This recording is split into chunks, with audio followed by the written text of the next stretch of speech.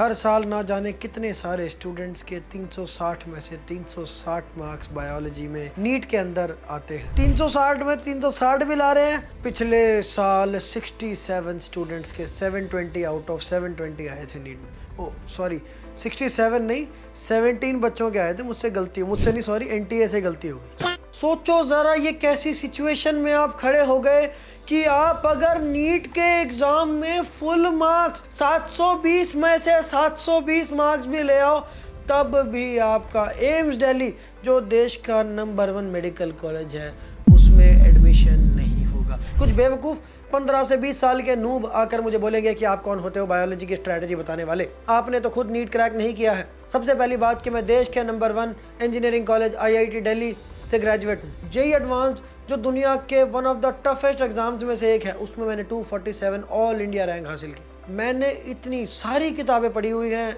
ये मेरे शेल्फ में जो आप किताबें देखते हो, ये सारी मैंने पढ़ी हैं। यही नहीं, इसके अलावा मैंने और बहुत सारी किताबें अपने आईपैड पर पढ़ी हैं। क्या है बायोलॉजी में? विजुअलाइजेशन, मेमोराइजेशन, अंडरस्टैंडिंग, इंटेलेक्चुअलिज्म, सब कुछ मुझे पता था। और यही सारी चीज़ों पर मैंने अपनी सिस्टर को गाइड किया और उसने नीट क्रैक किया।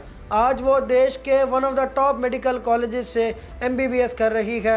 एक दिल की बात बताऊं तो IIT क्रैक किया, इस बात पर मुझे कोई गर्व नहीं होता। पर जब अपनी सिस्टर को सफ़ेद कोट में देखता हूँ, स्टेथोस्कोप पहने हुए, तो सीना चौड़ा होकर 56 इंच का हो जाता है। बायोलॉजी में फुल मार्क्स लाने की ये स्ट्रेटजी मैंने मेरे दोस्त एम्स दिल्ली का Tamogna Ghosh all India rank 3 और हमारे भारत स्कूल के एस्टीम्ड मेंटोर्स और मेरी सिस्टर ने बैठकर ये स्ट्रेटजी देश के तमाम नीट एस्पिरेंट्स के लिए बनाई है। इसको अगर किसी ने एग्जैक्टली फॉलो कर लिया, उसके फुल मार्क्स कंफर्म। बायोलॉजी में 360 में 360 लाना कोई एडवांटेज नहीं है, वो मैंडेट है। माने कि आपको अगर रैंकर बनना है तो 360 में 360 तो लाना ही पड़ेगा।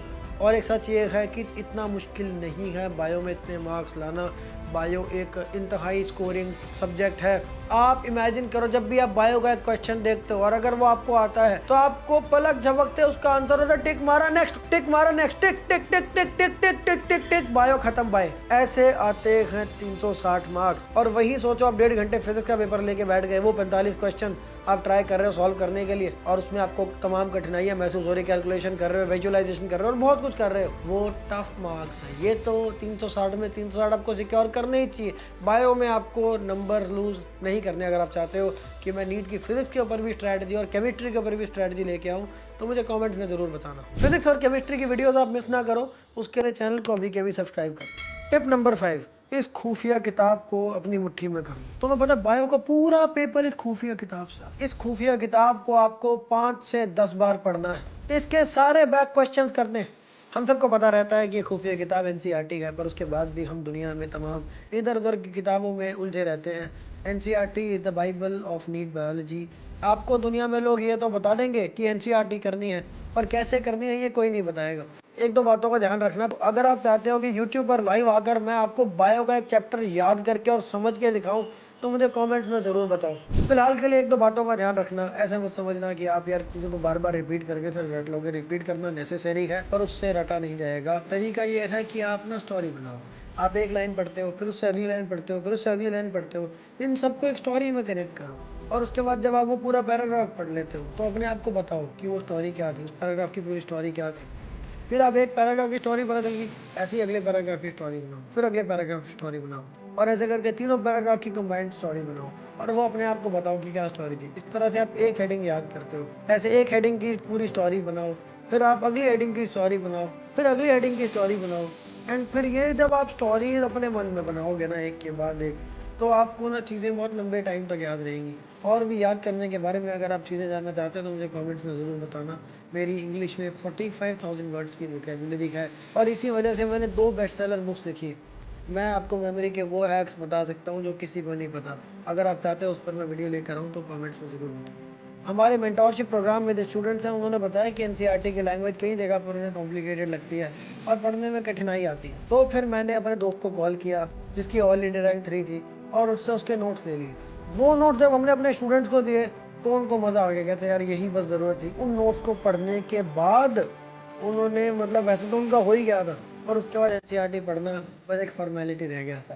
तो NCERT को आसान करके अगर आप पढ़ना चाहते हो वीडियो के डिस्क्रिप्शन में एम्स के ऑल इंडिया रैंक 3 के, और पता तुम्हें जो एम्स का ये बच्चा है, ये एक IITian भी था, मेरे क्लास में पढ़ता था, IIT की क्लास में पढ़ता था। इसकी ऑल इंडिया रैंक IIT में 93 थी, और फिर इसने IIT ड्रॉप आउट करके एम्स दिया, और एम्स में भी ऑल इंडिया रैंक 3 आई। तो वो बंदा, उसके नोट डिस्क्रिप्शन में, आप उनको अभी के अभी परचेज कर लो, उनसे पढ़ना, आपकी लाइफ बहुत आसान हो जाएगी। टिप नंबर 4, मैं स्टूडेंट्स को देखता हूँ कि वो सोचते हैं बायो, कई लोग बायो में अच्छे होते हैं नेचुरली, बायो तो मैं कर लूँगा, पर मैं सारा टाइम फिजिक्स और केमिस्ट्री को देता रहता हूँ कि यार यही तो करना है, निपटाने हैं। और यार आप एक बात बताओ, अगर इस सिलसिले में कहीं पे भी आपके अगर बायो में 20-30 मार्क्स रह गए ना, उससे बड़ा कोई घाटा नहीं। आप वो 30-40 मार्क्स जो अपने बायो में खोए हैं ना, वो बहुत बड़ा घाटा है। आप दिन में 4 से 5 घंटे बायो को दो, आप देखो आपके 360 मार्क्स, ये जो नोट्स मैंने दिए हैं ना आपको डिस्क्रिप्शन में, इनको आप हर रोज 4 से 5 घंटे दो, और आप देखना आप सक्सेस हो। टिप नंबर 3, 20 बार रिवाइज करना है। 5 बार तो आपको फर्स्ट टाइम में पढ़ना ताकि आपको याद हो जाए, पर अपनी पूरी प्रिपरेशन के टेन्योर में आपको ये जो बायोलॉजी के नोट्स हैं, इनको 20 बार पढ़ना है, क्योंकि आप नया पढ़ते जाओगे, पुराना भूलते जाओगे। पर आपने 20 बार पढ़ दिए ना, और ये नोट जो है ना इजी टू रीड भी है, तो 20 बार पढ़ना भी आपके लिए इजी रहेगा। आपने अगर इनको 20 बार पढ़ दिया तो ये सारी बातें आपको कंठस्थ हो जाएंगी, और जब नीट के पेपर में आपके सामने वो क्वेश्चन आएंगे, आपके वही टिक टिक टिक टिक टिक टिक टिक, आपको बस 90 बार 90 टाइम्स टिक टिक टिक टिक टिक टिक करना है।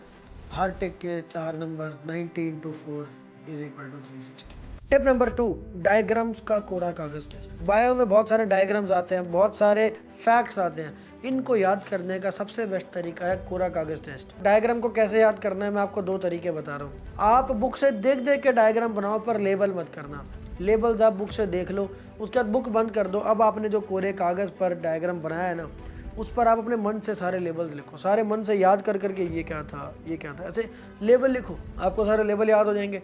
आपको ऐसे वो डायग्राम जो है सदा के लिए याद हो जाएगा। जब भी आपको लगे कि कुछ कच्चा है, पक्का हो रहा है, कुछ छूट रहा है, तो आप जाके पूरा डायग्राम दोबारा से पढ़ो, और एक बार एक टेस्ट कर लो। आप जब ये 20 बार रीडिंग्स करोगे, आपको पता चल जाएगा वो क्या आता है। और जो सब्सीक्वेंट रीडिंग्स रहेंगे ना नोट्स की, तो उनमें आप क्या करना, हेडिंग देखिए आपने, हेडिंग को आप रखे रहना और नीचे का छुपा लेना।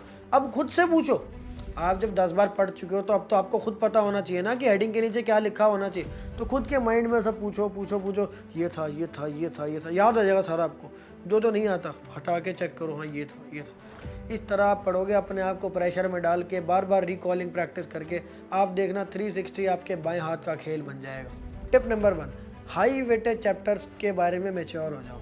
नीट में 2 तरह के नूब एस्पिरेंट्स होते हैं। एक होते हैं जो सोचते हैं हाई वेटेज चैप्टर्स ढूंढ लेता हूँ और हाई वेटेज चैप्टर्स कर लेता हूँ, और दूसरी कैटेगरी होती है वो कि करना तो सब कुछ ही है, तो मैं कोई भी पहले कर लूँ। नहीं, आपको करने तो पहले हाई वेटेज के ही हैं, पर आपको पूरे फिर एंड तक लो वेटेज भी करने हैं। करना सब कुछ है, पर हाई वेटेज पहले करना है।